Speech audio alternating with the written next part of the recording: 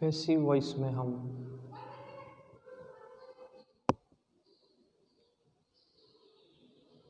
वाक्यों को करना सीख रहे थे कि ऐसे वाक्य को पैसिव में किस तरह बदलना है। एक्टिव वाक्य को पैसिव में कैसे बदलना है इसके बारे में हम पढ़ रहे थे। जैसे ही इज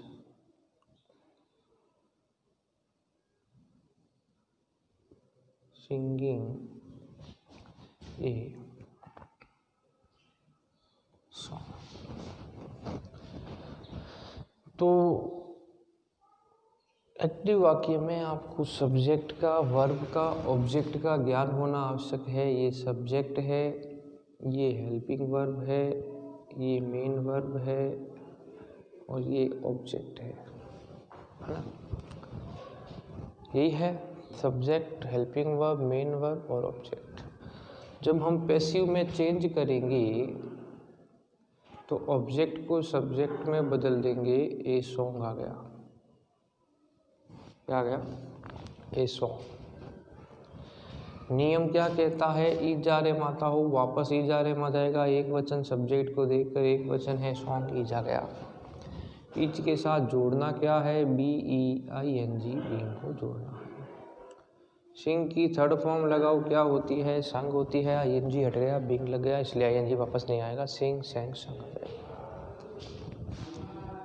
बाय ही है तो किस में बदल जाएगा? हिम में बदल जाएगा। इस प्रकार एक्टिव वाक्य को पैसिव में बनाना सरल है। बस ध्यान रखने की आवश्यकता है अपने को कि किस तरह वाक्य में क्या लिखना है।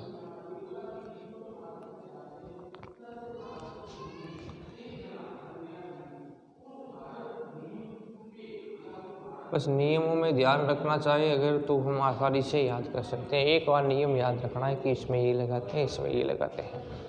जैसे ये सी अपना सब्जेक्ट है, वाज अपनी हेल्पिंग वर्ब है, ये मेन वर्ब है और ये ऑब्जेक्ट है।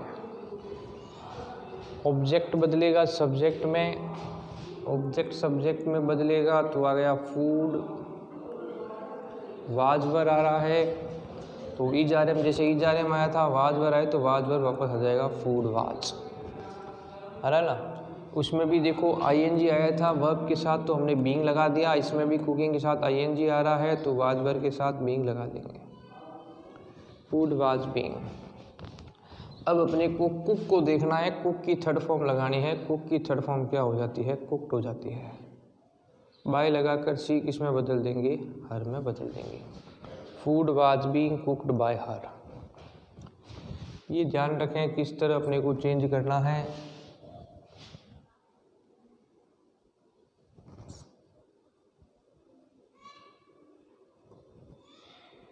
Mohan wrote a book.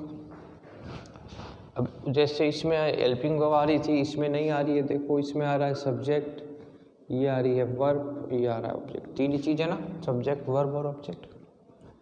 ये वर्ब में देखना है कौन सी फॉर्म है, तो आपको पता होनी चाहिए रोट कौन सी फॉर्म आ रही है? सेकंड फॉर्म आ रही है। रोट आपको ये सेकंड फॉर्म आ रही है तो ऑब्जेक्ट को बदला सब्जेक्ट में, ए बुक। सेकंड फॉर्म आती हो तो वाज वर्ब का प्रयोग करते हैं, अपना नियम कहता है, तो वाज आ गया। इन दोनों में बीइंग लगाया, इसमें नहीं लगाना है क्योंकि सेकंड फॉर्म के साथ वाज वर्ब का ही प्रयोग करते हैं। रोट की थर्ड फॉर्म लगानी है तो हम क्या लगा देंगे? रिटर्न लगा देंगे।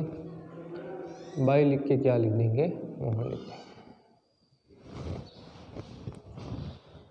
बाय मोहन लिख देंगे।